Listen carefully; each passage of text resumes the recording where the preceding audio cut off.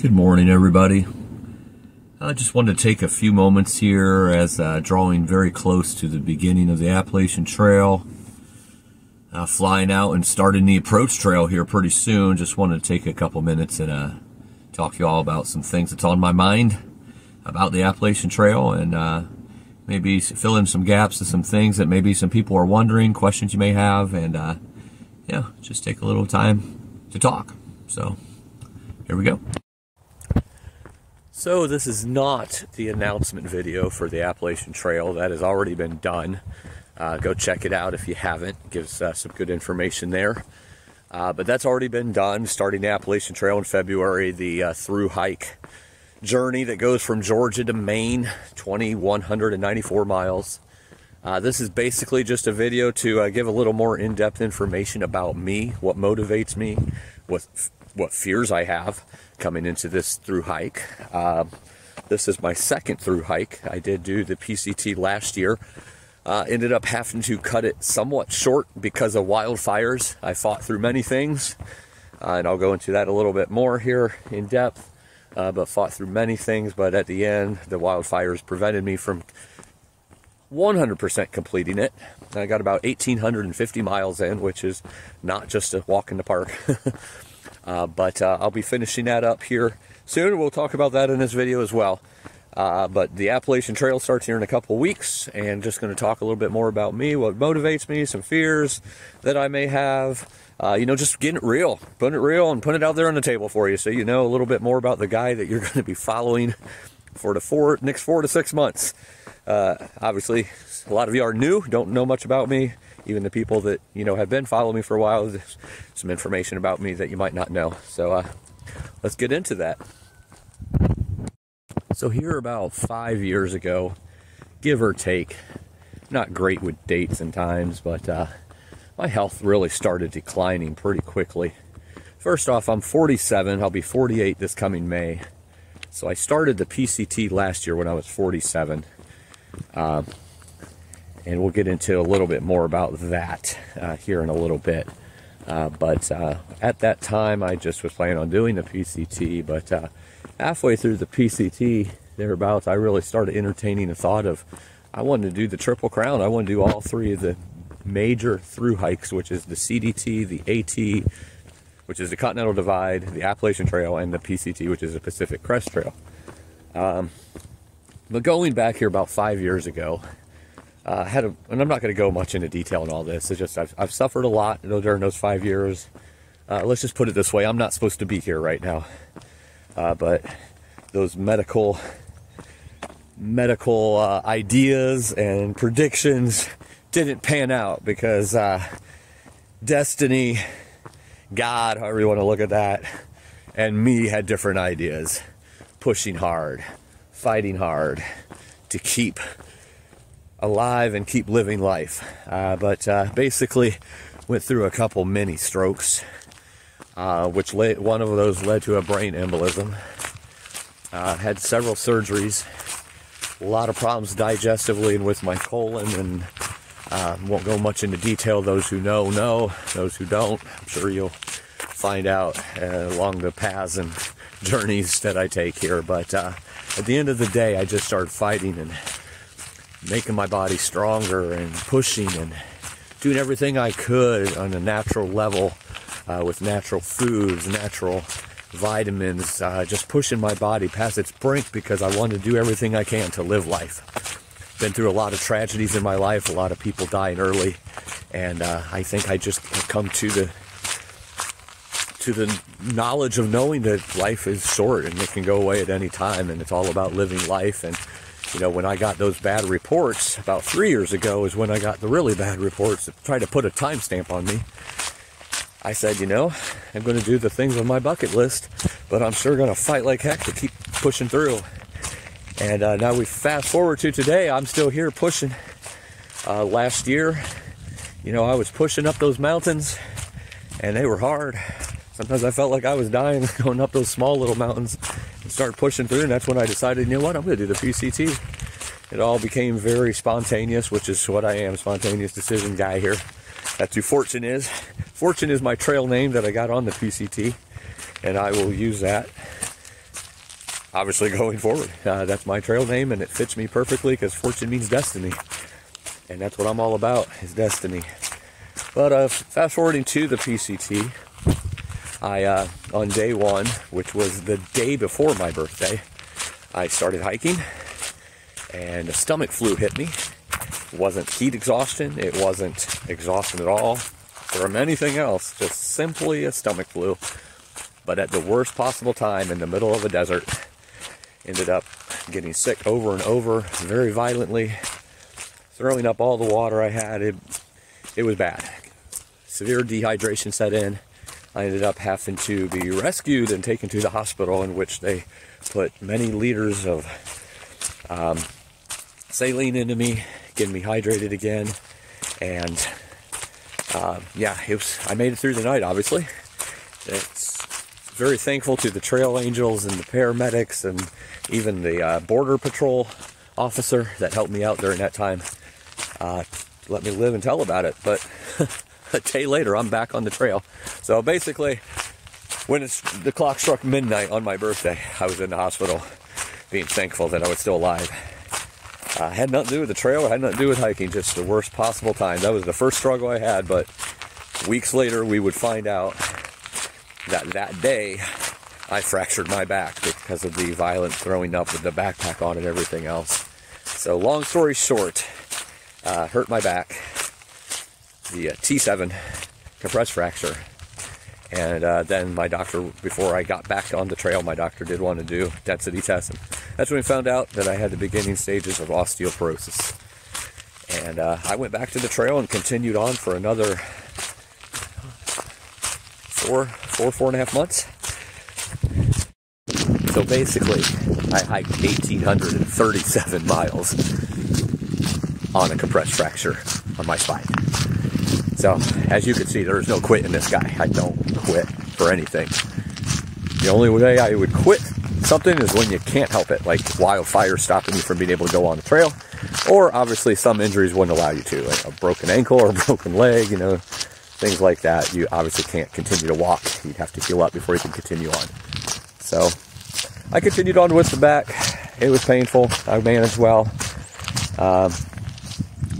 But fast forwarding to now to the Appalachian Trail, I am raising awareness for osteoporosis now, because now it's something that hits very, very close to home. About as close as you can get right here. And that is definitely something that does put a little fear into me. We'll talk more about those fears a little later, but it doesn't stop me. It's not going to stop me. Because the good thing about it is weight-bearing exercise is one of the best things you can do for bone loss and building bone back up, to a certain degree at least.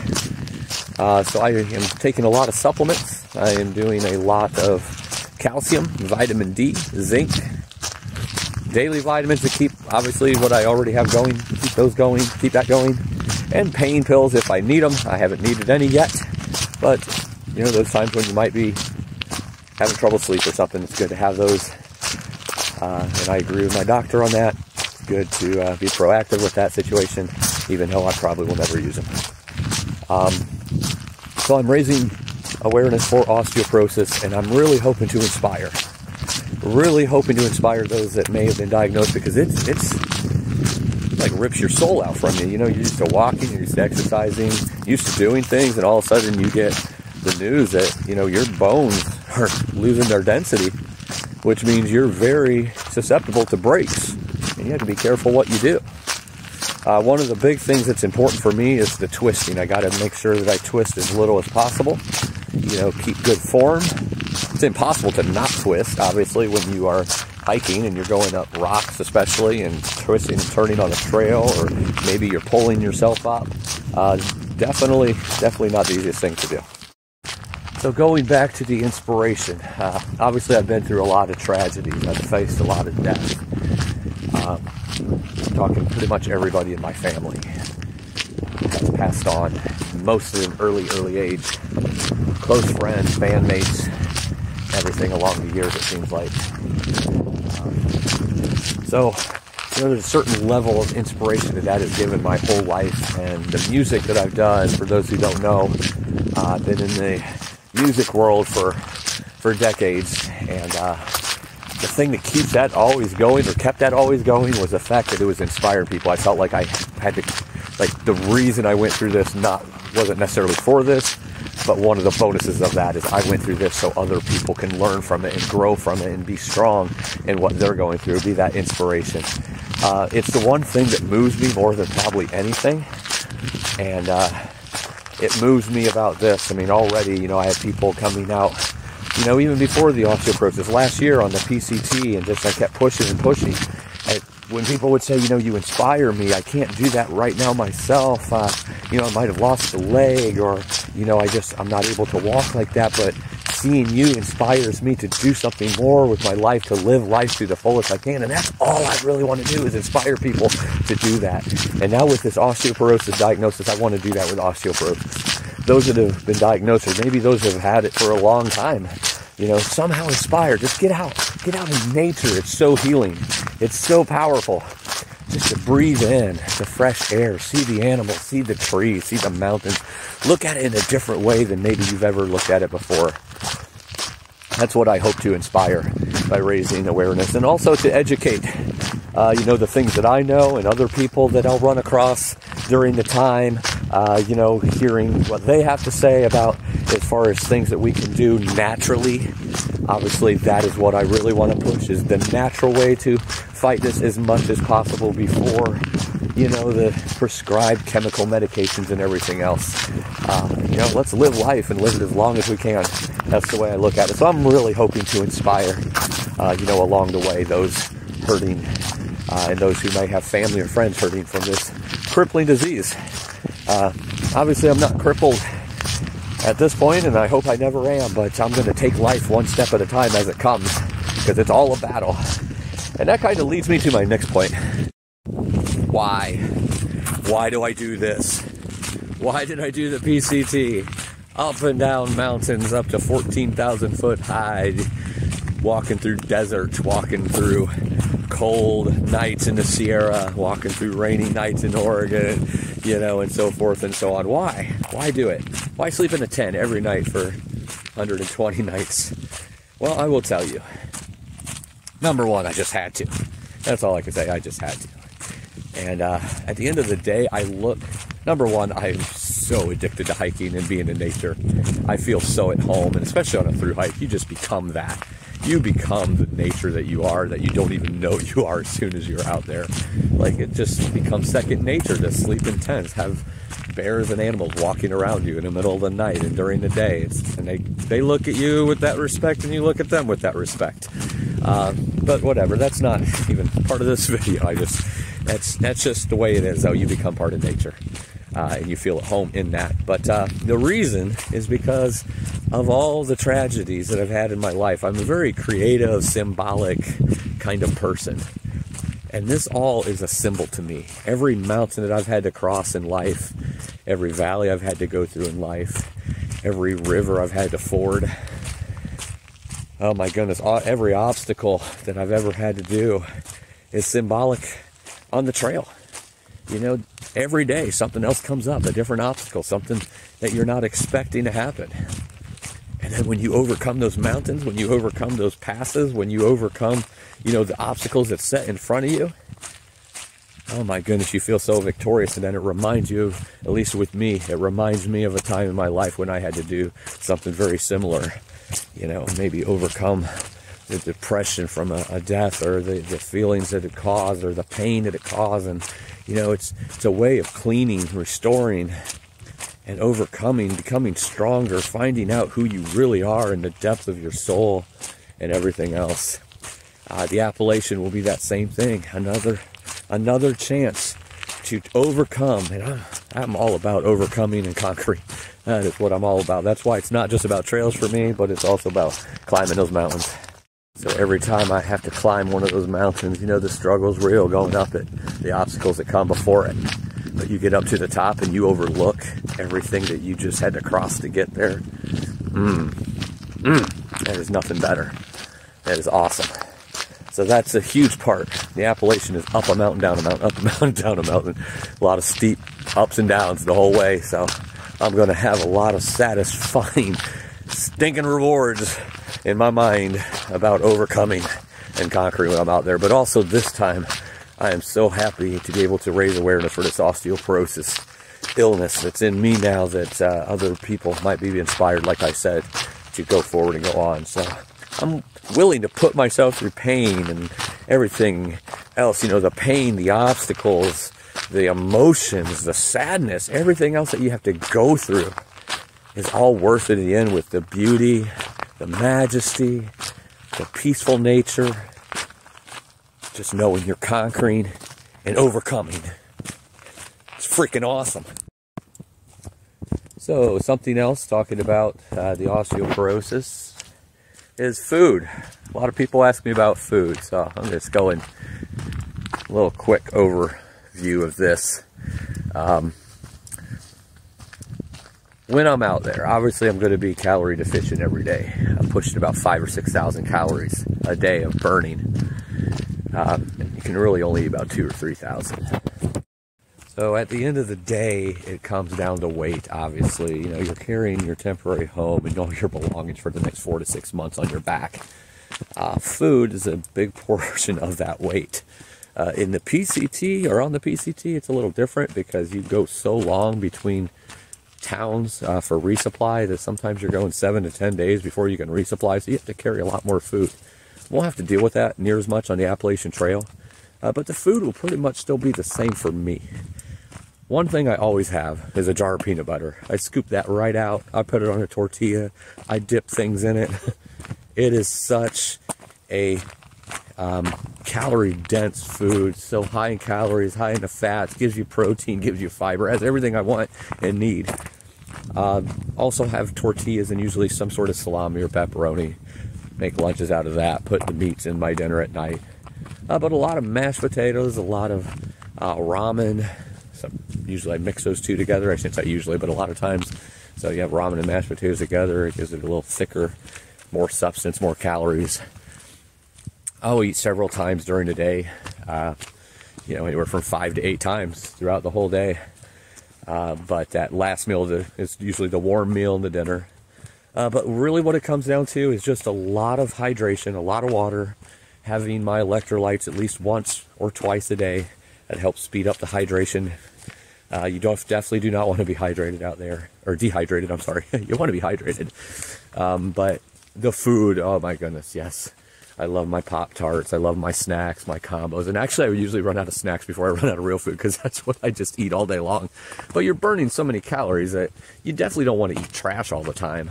But you definitely want a good source of everything you need. And for me, I need a lot of calcium, I need a lot of iron, a lot of the colon issues I had, you know, in the past and still fight with and struggle with. You know, it has caused me to be anemic. So iron is very important for me out there. But also, you know, with the osteoporosis now, I need a lot of calcium, a lot of vitamin D daily. So I try to get that in food along with the supplements that I have to take. But besides that, I eat a lot of fiber, I'll eat a lot of protein, a lot of carbs, just a whole gamut of things. A lot of sweet stuff, Pop-Tarts, snacks, meats, cheeses. Try to get fruit when I can. Dehydrated fruit works best for me because I'm not a big fruit guy unless it's bananas or apples. So I try to eat a lot of dehydrated fruit when I can get it. But at the end of the day, olive oil. Try to put a lot of olive oil on. But when you're following me over the next 4 to 6 months, you'll see a lot of what I'm eating. And, you know, it changes up every time I resupply. Certain things are standard and stay with me because, you know, they're just good and quick. But a lot of, especially the snacks and everything, kind of changes up for what I'm in the mood for at that moment. What is fortune afraid of? Fearful of? Well, if you watched the PCT at all, you would know that I faced my fears many times. One thing that I'm really afraid of in life, and I don't tell too many people this, I think I did say it on a video last year, I guess I told a lot of people this, but in real life I don't like to admit these things. This makes me a little vulnerable talking about this subject here, but I don't like ladders. I usually get to the third rung and I freeze up. I can't go up, I can't go down. But it's not just steps or ladders, it's certain kinds of ladders, like the type that's like this, and they like wobble. So it's an insecure thing. Not insecure on my end necessarily, but, you know, insecure ladder. You know, I like to have some control when I'm climbing things, which is weird because I love my mountains, but they're not moving around on me, I guess, so maybe that's why. But the normal things, like on the PCT, one of the things I really don't like is when a trail gets slim, it's very slippery or slick because of stone or what feels like marbles, and the trail is like maybe deteriorating or falling through, and it's just, you know, it's dangerous, it's sketchy. I'm not a big fan of that, but I still face it. I still face it. There was one time in the desert where I was being as cautious as I could, and I still slipped right on a drop-off and fell down right next to this tree that was blown down. And like trying to get up wasn't that easy. It had me shaking for a good 30 minutes probably, get my bearings back together trying to get up on that trail, but that did not help the situation, and I'm not a big fan of those. But the funny thing is, I still kept fighting through, kept coming across them, kept fighting through. I said my share of prayers, don't get me wrong, but I kept pushing through.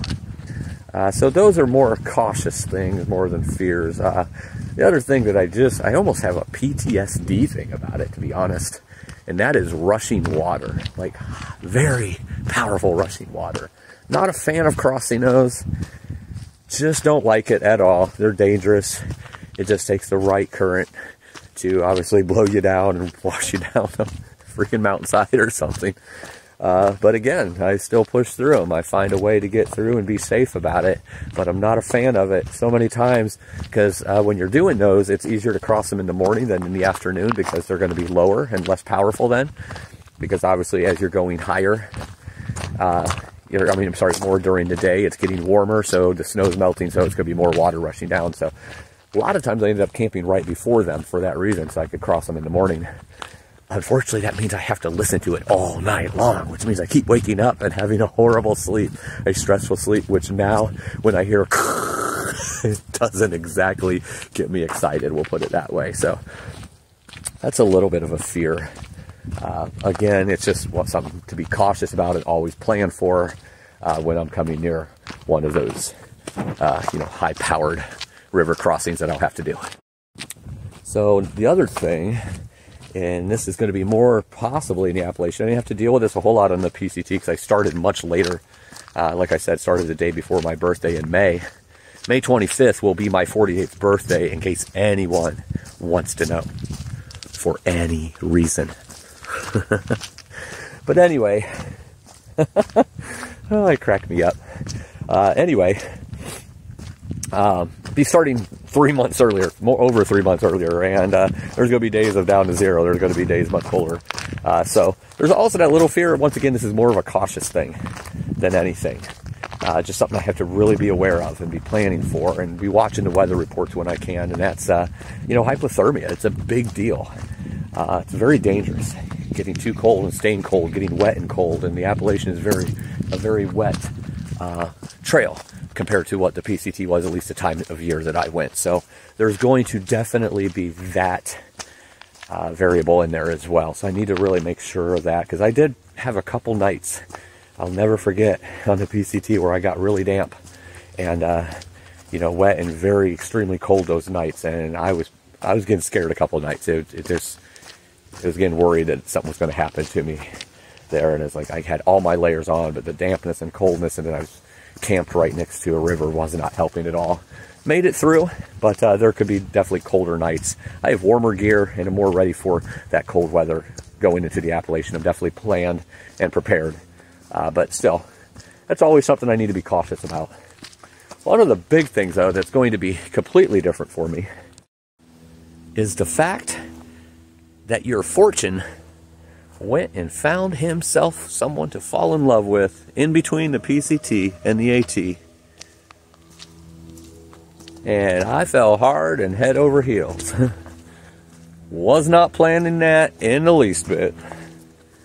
But it's there now. And she 100% supports me, 100% stands behind me, wanting me to do this and continue on with this thing that just has to happen because it's part of destiny. We both believe in destiny. Why? Because we're part of that destiny. It was meant to be that we find each other. And we complement each other so well, just an extension of each other's lives. So that being said, this is going to be the first time that on any adventure like this that I have someone to miss. And that is going to be hard. That's going to be a different kind of mental challenge that I'm not used to having. There's all kinds of mental challenges and obstacles out there, but that is definitely one. So, you know, when you're walking, you know, I'll obviously be thinking about her quite a bit, but I can walk. I can keep walking and keep walking and keep walking. At night, when you're trying to sleep in a tent, it's not going to be that easy, or a shelter. So I guess you could call that a fear more than just being cautious, because it's going to be there, and it's going to be a huge mental challenge each day to not quit, to not give up, to keep going through, and knowing that at the end of this, you get to go home to your other half or whatnot, the woman I'm in love with. And it's going to be hard, and that's all I'm going to say about that. You'll hear a lot more about that, I'm sure. I'm going to turn around. Looks like it's getting a little light here on this side of the woods. I like to be in the dark part. But, yeah, that's going to be definitely a challenge. So it's a little bit of a fear. I don't know if fear counts. But it definitely makes me want to be more cautious. Not quite maybe as living on the edge. Because not that I, you know, had a death wish or anything before. But, you know, you start thinking about the other person for sure. So, okay, I'm going to quit rambling on about that because y'all don't want to hear that. But that is definitely one of the fears that I would say I have this time that I did not have in the past. Is just the fear of having to fight day after day of missing and homesick and everything else, and fighting the urge to just want to go home. But I'm not a quitter. I don't quit. I'm just going to keep pushing through until I can't anymore. There are no rules. I'm just living life, but I'm going to keep going until it's time to not go anymore, which hopefully is at the end of this trail, because that's 100% what the plan is. So I do want to add to that real quickly and just say once again, she 100% supports me and stands behind me, and it's going to be cheering me on. And, you know, she'll be able to come and see me on the trail, like on some of the town days when I take a zero or whatnot. So, I mean, we'll get to see each other, but we'll definitely miss each other an awful stinking lot. But, you know, I love her, that's for sure. And I know she loves me, so it's going to be tough. And I've never had to deal with that before, so it's just another obstacle that we have to go through. Will make us stronger in the end. It'll make me stronger in the end, and all that good stuff. Blah blah blah. Nobody wants the mushiness. But one other fear I would say, and this is something maybe a lot of people don't talk about. Obviously, it's a minimalist life out here. You know, you have your tent, you have your clothes, you're wearing the same clothes every day, you're eating food out of a backpack, a little tiny stove like this big. You're doing all these things in a minimalist way, but it still takes money. You still have to eat, you still have to resupply, you still have to have gear. Like my shoes, I'll go through at least 4 or 5 pairs of shoes. You know, they're going to last about 400 or 500, 600 miles, depending on how good I take care of them.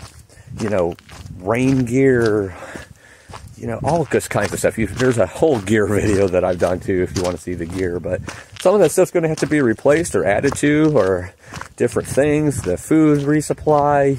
And unfortunately, as I found out on the PCT, the medical bills can really be bad. When you end up suffering a situation where you end up going to the hospital and then you break your back, fracture your back. That stuff can add up. I think it was about $3,000 total medical bills. Like almost completely blew my budget.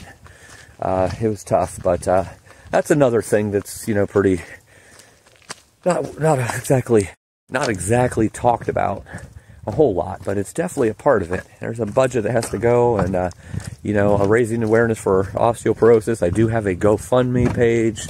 A lot of people want to help. A lot of people, and I don't mean just me, you know, when somebody is doing a trail like this. So I'm not going to go on about that too long. If you do want to donate anything and help out, there's a link for the GoFundMe or Cash App, whichever way you'd want to do it, in the description on this video. Feel free to help out any way you want. I appreciate all your support, whether it's monetary or just supporting me in the journey, supporting the cause for osteoporosis, however else you want to support. I love it. I love the fact that you follow these videos and you cheer me on.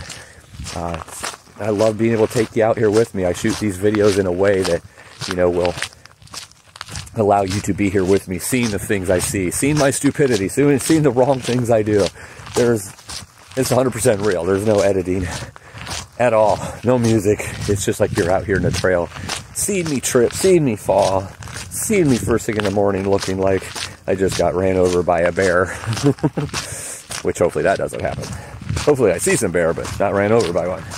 But anyway, that's always a fear, you know, that something will happen, something will come up that makes you run out of funds or go too low on funds, and then it can add stress and even end it early for you, but it can definitely add stress that you don't need. You need to be focused on the trail and, you know, the journey and everything that it does to bring and heal in your life.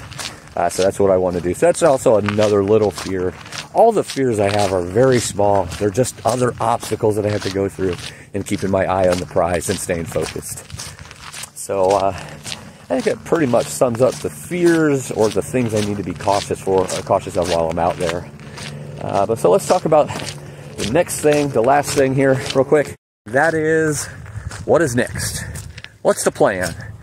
Well, first of all, if you know anything about fortune, on fortune, there's some people that are watching this that will get that inside joke of, that's me. But anyway, the plan is this. Plans could change 500 times, but there is still several hundred miles of the PCT that I have to do because of the wildfires. Both Oregon and Washington and Northern California. I just said both and then named 3 places. But Northern California, a small part of Oregon, and the majority of Washington basically shut down because of fires that I wasn't able to get to before the season ended last year. And I needed a rest before starting this year because obviously I pushed my back quite a bit in my body with the osteoporosis in the hips and the back both.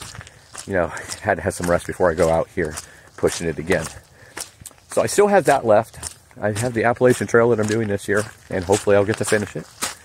And then the CDT, which is the Continental Divide Trail, and those are the 3 that's needed for the Triple Crown, which is the goal at this point. So I'm starting the Appalachian Trail plenty early, just in case. What do I mean by just in case? It means if I get done super early with the Appalachian Trail, if everything goes great, if I, you know, am able to get done, say 4 months, 4.5 months, even 5 months, there's a chance that I may go back and finish, and probably will. Maybe not. But the Pacific Crest Trail this year after I'm done. Because the small part of Northern California, the small part of Oregon, and then Washington, you know, I could get that done in about a month, month and a half. Especially at that point, where I will have been walking 2,200 miles, and my trail legs will be probably the most powerful they've ever been, and they'll be ready to go. And then I'll just have to do the CDT, and that could be next year or the year after. I don't know. I don't want to plan that, because if I plan, I'll just change it and think I have a better plan. So I just know I'm doing all 3. When it happens, we'll find out. But I think, and I mentioned this on the last video, or a couple videos ago, the other option for the Pacific Crest Trail, which is kind of where I'm leaning at this point, is waiting till after the CDT and then doing that last little part. Because then I'm starting with the Pacific Crest Trail, I'll be doing the Appalachian Trail, the Continental Divide Trail, and then ending with the last part of what I started with, which is the Pacific Crest Trail. I think that would be pretty cool myself. But that's all going to depend on how quickly I get done with the Appalachian Trail this year. If I do get done in like 4 months, I'll have so much time that to be able to get that finished, and it might be easier. So what does all that mean? I have no idea. I live day by day, those are all things that I am going to do. I am going to do the CDT and finish the PCT and walk the Appalachian Trail this year. That is what's on my plate right now, the Appalachian Trail. What happens and when it happens will all be discovered in the future. I guess you'll just have to stay tuned. You'll find out soon enough. Because life is a journey, life is an adventure. And if there isn't one thing you ever get from me, you're going to get this eventually. And that is, there are no rules. I'm just living life. I might walk 10 miles a day on the Appalachian. I might walk 20 miles a day. I might get done in 3 months. I might get done in 6 months. Who knows? We'll find that out as it happens and as it comes. So if I don't see you before, I'll see you on that approach trail, the Appalachian. Had this funny feeling we're going to see each other before then. But if not, I'll see you out there ready to slay some mountains. Live life.